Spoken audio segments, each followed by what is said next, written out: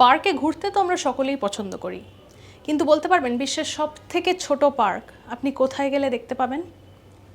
এটি রয়েছে আমেরিকার ওরেগন, সেখানকার পোর্টল্যান্ডে অবস্থিত বিশ্বের সবথেকে ছোট পার্ক। এবং এই পার্কটির আলাদা একটি নাম রয়েছে, সেই নামটি হচ্ছে মিল এন্ডস পার্ক। কেন গড়ে উঠলো সেটা এবার বলি।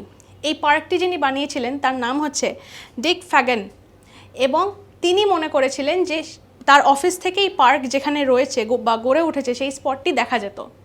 তিনি এই পার্কটি বানিয়েছিলেন 1948-এ। তিনি দেখলেন যে সেই জায়গাটিতে আসলে ল্যাম্পপোস্ট ইনস্টল করার কথা ছিল, কিন্তু আদতে তা হয় না। তো তার মাথায় এই আইডিয়াটি আসলো যে যদি একটু ফুল গাছের চারা সেখানে পুঁতে দেওয়া যায়, খুব সুন্দর করে সাজিয়ে তোলা যায়, আর তিনি তাই করলেন।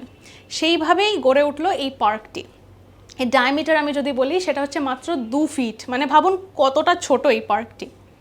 আর পুরো যদি আমি স্কোয়ার ইঞ্চেসে বলি তো সেটা হচ্ছে প্রায় 4.5 স্কোয়ার ইঞ্চির একটু বেশি। ইন্টারেস্টিং না? এইরকম কিন্তু নানা ফ্যাক্টস রয়েছে আপনাদের জন্য। তাই লাইক, শেয়ার, সাবস্ক্রাইব করুন এবং সঙ্গে রাখুন আজ তক বাংলাকে।